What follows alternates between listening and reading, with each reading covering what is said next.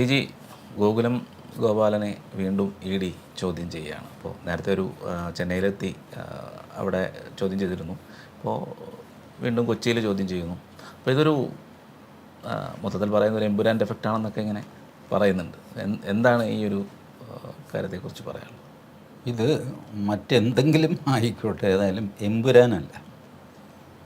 അത് പറയാൻ കൊള്ളാം. എമ്പുരാൻ്റെ സമയത്ത് സംഭവിച്ചു എന്നുള്ളതുകൊണ്ട് സ്വാഭാവികമായിട്ട് എമ്പുരാനുമായിട്ട് കൂട്ടിക്കെട്ടുന്നു. എമ്പുരാൻ സിനിമ ഇറങ്ങിയത് മാർച്ച് 27-നാണ്. അതിൻ്റെ കളക്ഷൻ വന്ന് തുടങ്ങിയിട്ടേ ഉള്ളൂ. കളക്ഷൻ ഇത്ര കൂടി എന്നൊക്കെ മോഹൻലാൽ പറഞ്ഞു. പക്ഷെ കയ്യിലെത്തണ്ടേ പൈസ? അത് തിയേറ്ററിൻ്റെ വിഹിതം, അവരുടെ വിഹിതം, ഇവരുടെ വിഹിതമൊക്കെ കഴിഞ്ഞിട്ടൊക്കെ അവസാനം പ്രൊഡ്യൂസറുടെ ഇതിലേക്ക് വരുള്ളൂ. അത് വരാനുള്ള നേരമായിട്ടില്ല. ഇനി വന്നു എന്ന് തന്നെ വെച്ചോ, മിന്നൽ വേഗത്തിൽ ഗോകുലം ഗോപാലിൻ്റെ അക്കൗണ്ടിലേക്ക് പൈസ വന്നാൽ തന്നെ ഈ ഇൻകം ടാക്സ് റിട്ടേൺസ് കൊടുക്കുമ്പോഴാണല്ലോ ഇതിൻ്റെ കണക്ക് സബ്മിറ്റ് ചെയ്യുന്നത്. ഇതിപ്പോൾ നമ്മൾ ഏപ്രിൽ ആദ്യ വാരത്തിലാണ്.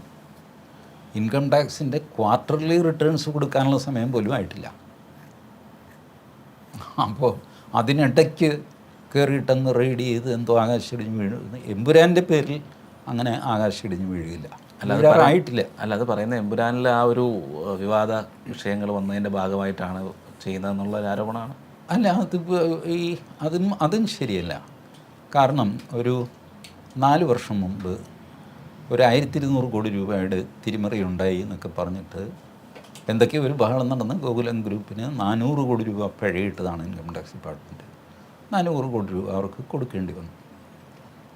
അന്ന് അതിൻ്റെ കൂടെ തന്നെ foreign exchange management act, FEMA act അനുസരിച്ച് നോട്ടീസ് ഇഷ്യൂ ചെയ്തിരുന്നു. ഗോകുലം ഗ്രൂപ്പ് ഓഫ് കമ്പനീസ് അവർ ഇൻകം ടാക്സിൻ്റെയും ഇ ഡിയുടെയും റഡാറിലായിരുന്നു കുറച്ച് നാളായിട്ട്. അപ്പോൾ അവർ അതിൻ്റെ സമയമായി കഴിയുമ്പോൾ അവർ ഇതിന് വരും, അന്വേഷണമായിട്ട് വരും. അപ്പോൾ അത് ഇപ്പോൾ എമ്പുരാൻ വിവാദമുണ്ടായി എന്നുള്ളത് കൊണ്ട് എല്ലാവരും വിശ്വസിക്കും എമ്പുരാൻ കാരണമാണ്. എമ്പുരാനേക്കാൾ കടുപ്പപ്പെട്ട സിനിമകൾ ഇന്ത്യയിൽ ഇറങ്ങിയിട്ടുണ്ട്.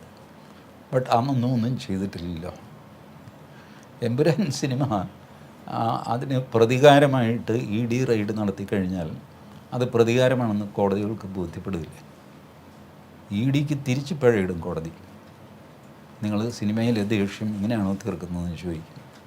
അതൊന്നും പ്രാക്ടിക്കലല്ല, അങ്ങനെയൊന്നും ചെയ്യാനും സാധ്യമല്ല. മാത്രമല്ല, ഈ എമ്പുരാൻ ഇഫക്റ്റ് വാസ്തവത്തിൽ കേരളത്തിൽ മാത്രമേ ഉണ്ടായിട്ടുള്ളൂ. ഓർഗനൈസർ 2-3 ലേഖനത്തിലൂടെ അത് ഓൾ ഇന്ത്യ ഇഷ്യൂ ആക്കി. ഓൾ ഇന്ത്യയിൽ ഒരു എല്ലാ ചാനലിലൊക്കെ ഒരു ഇത് കാണിച്ചു എന്നുള്ളതല്ലാതെ അതിനപ്പുറത്തേക്ക് വലിയൊരു കോളിളക്കം ഓൾ ഇന്ത്യ തലത്തിൽ സംഭവിച്ചില്ല. സംഭവിക്കുമെങ്കിൽ അതിന് ഏറ്റവും സാധ്യതയുള്ള സ്ഥലം ഗുജറാത്തായിരുന്നു. ഗുജറാത്തിന് വേണമെങ്കിൽ എമ്പുരാനെ നിരോധിക്കാം. ഗുജറാത്ത് സംസ്ഥാനത്ത് ചെയ്തില്ലല്ലോ.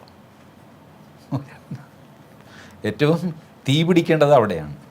ബി ജെ പിക്ക് ഏറ്റവും സ്ട്രെങ്ത് ഉള്ള സ്ഥലം, ബി ജെ പി അൺചലഞ്ചഡായിട്ട് നിൽക്കുന്ന സംസ്ഥാനമാണ് ഗുജറാത്ത്. ഇപ്പോൾ എത്രയോ വർഷമായി അവിടെ അവർ സിനിമയൊന്നും നിരോധിച്ചൊന്നുമില്ല. അവരറിയാഞ്ഞിട്ടാണ്. ഓർഗനൈസറിലെ ലേഖനം അവർക്ക് അറിഞ്ഞൂടെ? എമ്പുരാൻ സിനിമ അവർ കണ്ടിട്ടില്ല. അവിടെ ഈ regional director of film certification, sensor എന്ന് പറഞ്ഞൊരു വാക്കില്ല കേട്ടോ, സർട്ടിഫിക്കേഷനാണ്.